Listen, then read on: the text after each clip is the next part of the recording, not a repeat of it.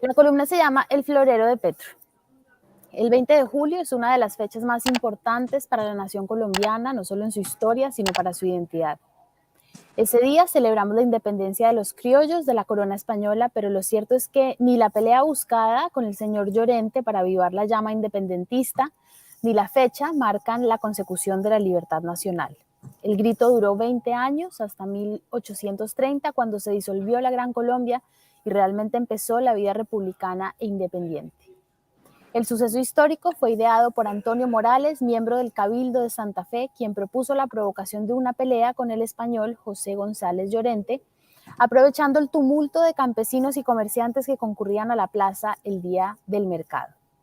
Tenía la certeza de que la negación del español a prestar un florero, que después roto garantizó el símbolo para el inicio de un proceso independentista, despertaría una revuelta.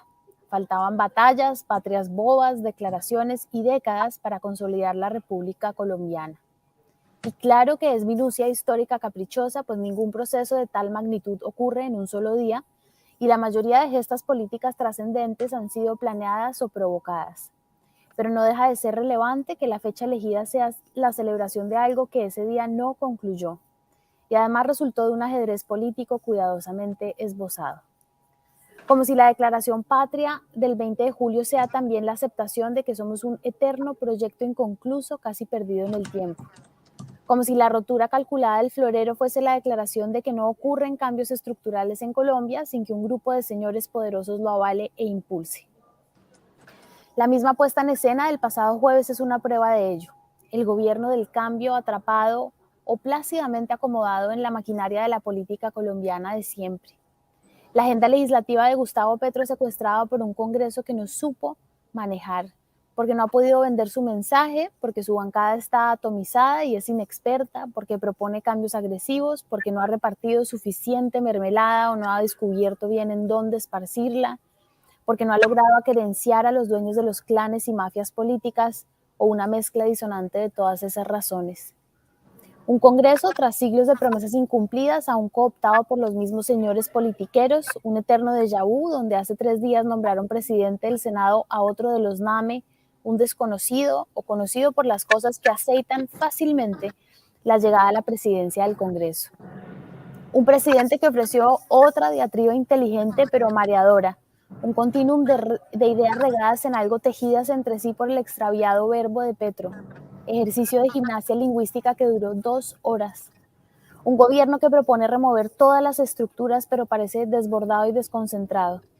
Como sea, se prepara para torcer o consentir el brazo de quienes se oponen a sus reformas legislativas con las que prometen cambiarlo todo, como si alguna ley fuese la receta para garantizar el cambio institucional y social que nada que llega.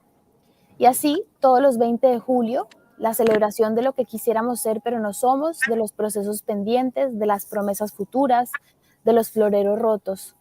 Muy diciente resulta que el día en que celebramos nuestra independencia sea apenas un sacudón orquestado que tardó décadas en consolidarse.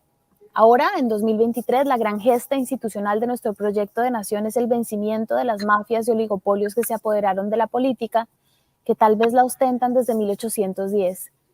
En esa lucha ni se ha cantado bien el grito, porque todos los que prometen el cambio acaban muertos o cooptados. Es la máquina inescapable de la cosa pública colombiana, es el ciclo interminable que tal vez también resulta de celebrar la historia que no es.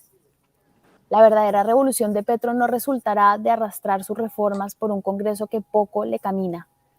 Tampoco vendrá de lo que sí sería novedoso, como la develación de todo lo que ahí ocurre, de cómo se hila el poder económico y social, porque la obsesión con pasar leyes lo invita irrevocablemente a alimentar la máquina de la politiquería. Romper ese florero viciado sí sería un grito imborrable en la partitura de nuestra historia. Sería, como la fecha patria, apenas el comienzo de un cambio que, aunque no da espera, tardará décadas en completarse. Esa es la columna. Muy bien, Anita, y además volando en las redes, Anita, hoy fue muy comentada, estuvo de primera tendencia toda la mañana, muy bien. Pero porque a los petristas no les gusta que uno diga nada de Petro. Es más, no era amor, era odio. Muy buena columna, ¿no? Era odio, pero algo es algo, Anita, algo es algo. Me tomo el atrevimiento de hacerte una pregunta. A ver.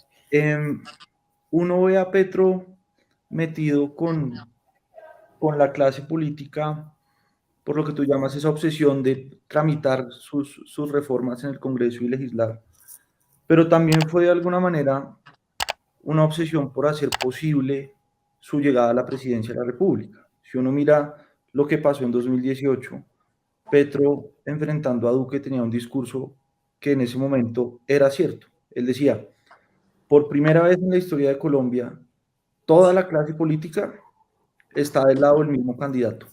Todos apoyan a Iván Duque. Yo estoy aquí solo. En 2022 fue distinto. Él ya no planteó la Colombia humana, sino planteó el pacto histórico, ¿no? Una jugada retórico-política muy hábil para permitir que alrededor de un pacto, una idea de país, se agruparan una serie de fuerzas políticas que históricamente le habían sido adversas. Terminó incluso pues, el Partido Conservador siendo partido de gobierno de Gustavo Petro. Y esa fue la única forma de llegar. Solo no había podido.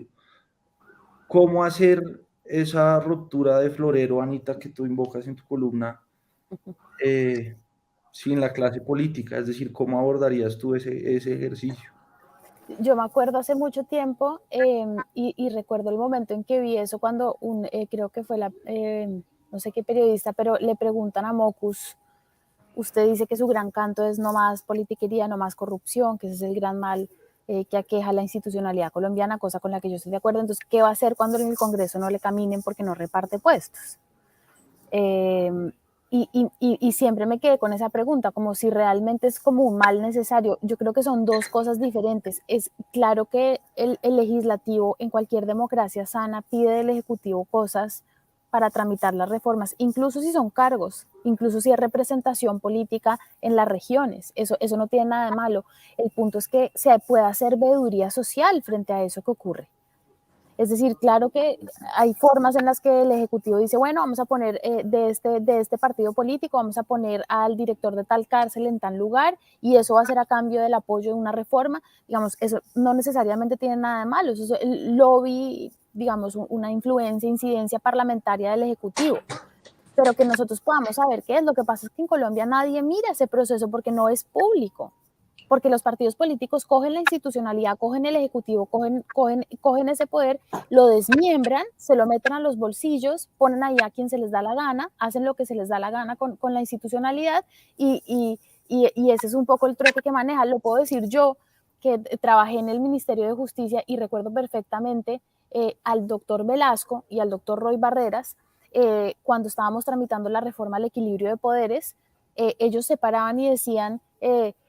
aquí hay unos problemas, y entonces se pararon los parlamentarios y decían, no estamos de acuerdo con esta reforma, no estamos de acuerdo con este punto, iban y los tranquilizaban de alguna forma, digamos, non santa, de la cual nunca participé, pero puedo imaginar que era, y después inmediatamente cambiaban su posición. Y así funcionan los debates parlamentarios en Colombia.